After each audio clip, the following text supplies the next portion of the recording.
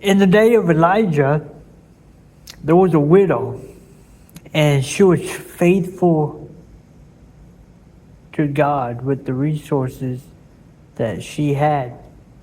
And guess what? God did not make her wealthy. And then we get to the days of Jesus, and there was another widow, and Jesus commends her for giving all she had. And guess what? God did not make her wealthy. And then after Jesus dies and comes back to life and the churches started up, there was a group of Christians that faced famine.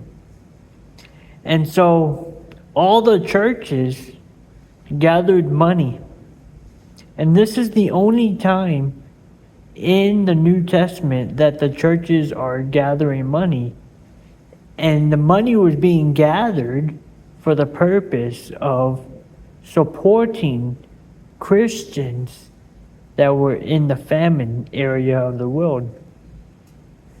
The money wasn't gathered to support the local church. It was gathered to support other Christians, part of another church.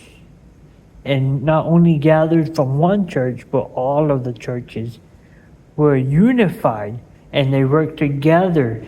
There was none of this like, I'm better than you. We have a better theology than you. Like, none of that. Well, that was happening. But that wasn't happening when it was in reference to being a blessing to other people outside of the four walls of their church building. A huge difference. That's a huge difference of what we see today. Today we see these preachers calling themselves prophets and apostles, and they tell you that God's going to make you rich and wealthy, but you have to give me all your money. God's not going to make you rich and wealthy. If he was going to make us rich, healthy, and wealthy because we were faithful with our resources and finances, he would have done that with the widow in the Old Testament and done that with the widow in the New Testament. And he would have also made sure that the Christians in the New Testament, in the first century church, did not face famine. Famine, not unemployment, famine. He allows his people to suffer for a purpose. So don't listen to these preachers that tell you that if you give them all your money, God's going to make you wealthy. Don't listen to them. You know why? Those preachers are not wealthy.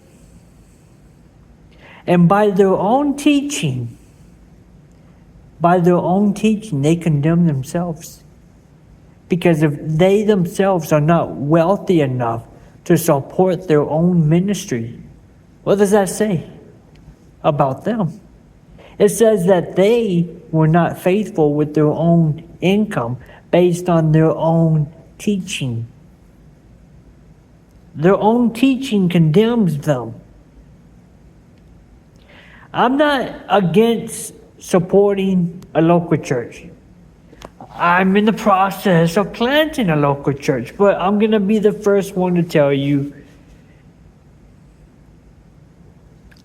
God's not going to make you wealthy for supporting a local church.